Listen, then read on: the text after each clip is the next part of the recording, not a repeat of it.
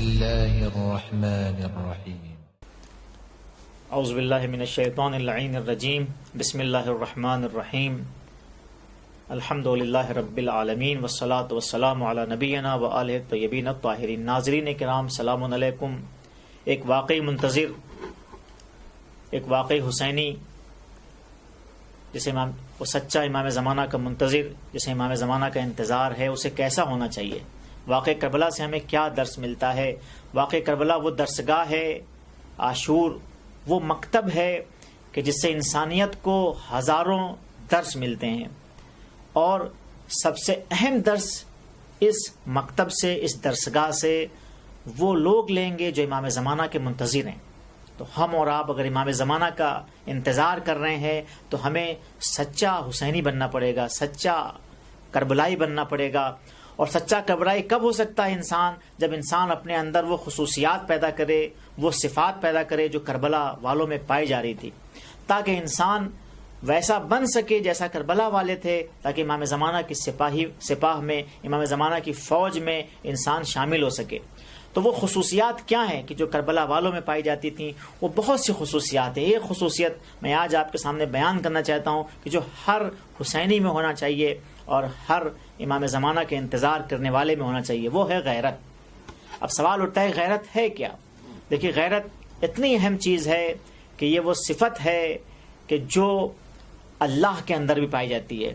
حدیث ہے امام جعفر صادق علیہ السلام سے، آپ ارشاد فرماتے ہیں کہ ان اللہ غیور یحب کل غیور، یعنی اللہ خود غیرت مند ہے اور ہر غیرت مند انسان کو اللہ پسند کرتا ہے. یعنی یہ وہ صفت ہے کہ اللہ میں پائی جاتی ہے. یعنی اللہ اپنی ناموس اور اپنی مقدسات کی حرمت شکنی کو پسند نہیں کرتا ہے. اللہ نے جو فطرت بنائی ہے اس کائنات کی، اگر اس میں کوئی خلل واقع کرے تو اللہ اس کو پسند نہیں کرتا ہے. اللہ اپنے اولیاء کی توہین کو پسند نہیں کرتا ہے. اللہ اپنے انبیاء کی توہین کو پسند نہیں کرتا ہے. تو اللہ خود غیرت مند ہے، اس نے اپنے انبیاء کو غیرت مند بنایا ہے اور مومنین سے بھی چاہا ہے کہ غیرت مند ہوں.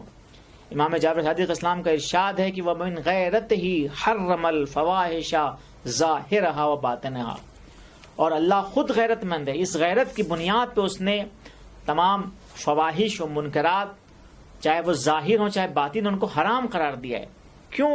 تاکہ جب اللہ کو یہ ناپسند ہے تو اللہ کی غیرت پسند نہیں کرتی تھی کہ اس کے بندے ان چیزوں کو انجام دیں. تو اس نے اپنے بندوں پہ ایک تکلیف رکھ دی. اپنی تکلیف کے ذریعے تکلیف کیا رکھی؟ ان کو مکلف کیا کہ یہ چیزیں تم پہ حرام کر رہا ہوں، ان سے بچنا، تاکہ انسان اس کو پہچان سکے اور ان سے دور ہو جائے. تو کہنے کا مقصد یہ ہے ناظرین کرام کہ غیرت اتنی اہم چیز ہے کہ یہ صفت اللہ کے اندر بھی پائی جاتی ہے. تو غیرت ہے کیا؟ غیرت کا جب مفہوم ہمارے ذہنوں میں آتا ہے تو ہم یہ سمجھتے ہیں کہ غیرت سے کہ جب انسان کی زوجہ، انسان کی ماں، بہن یا بیٹی پہ کوئی حملہ ہو اور انسان جوش میں آ جائے، انسان جذبے میں آ جائے اور اس ظالم کا مقابلہ کرنے کے لیے کھڑا ہو جائے. یہ جب غیرت کا لفظ بولا جاتا ہے تو ہمارے معاشرے میں اس کے یہ معنی سمجھ میں آتے ہیں، لیکن غیرت کے یہ محدود معنی صرف نہیں ہے، بلکہ غیرت کے ایک بہت وسیع معنی ہے. غیرت کے وسیع معنی کیا ہے؟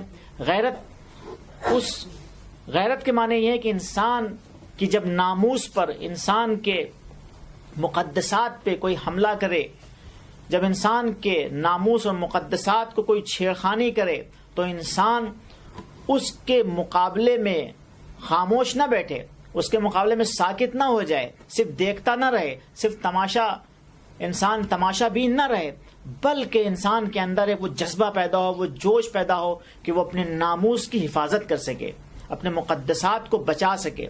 تو اب ایک ناموس کی مثال کیا ہے؟ جو معاشرے میں جب لفظ غیرت بولا جاتا ہے تو انسان کے سمجھ میں آتا ہے وہ کیا ہے کہ اپنی اہل و حیال کی حفاظت کرنا کسی کے ظالم کے مقابلے میں اور حملہ آور کے مقابلے پہ. لیکن اس سے وسیع معنی میں کیا ہے کہ اگر انسان کے دین پہ کوئی حملہ کر رہا ہے، انسان کے ان شخصیات پہ حملہ ہو رہا ہے جو دینی شخصیات ہیں، اہل بیت اطہار علیہ السلام، انبیاء اعظام، یا خود کوئی بھی انسان کی بہت بعظمت شے ہو، اگر اس پہ حملہ ہو تو انسان ایک خاموش تماشائی بن کے نہ بیٹھ جائے، بلکہ انسان کے اندر ایک جوش و جذبہ پیدا ہو، اور یہ جوش و جذبہ اسے اس مقدس چیز کی حفاظت پر ابھارے۔ تو پتہ کیا چلا کہ غیرت کے معنی کیا ہیں، کہ انسان کے اندر وہ حالت پیدا ہو، وہ کیفیت پیدا ہو کہ جس کی بنیاد پر انسان اپنی مقدس چیز کی اور اپنی ناموس کی حفاظت کر سکے۔ وآخر دعوانا ان الحمد للہ رب العالمین۔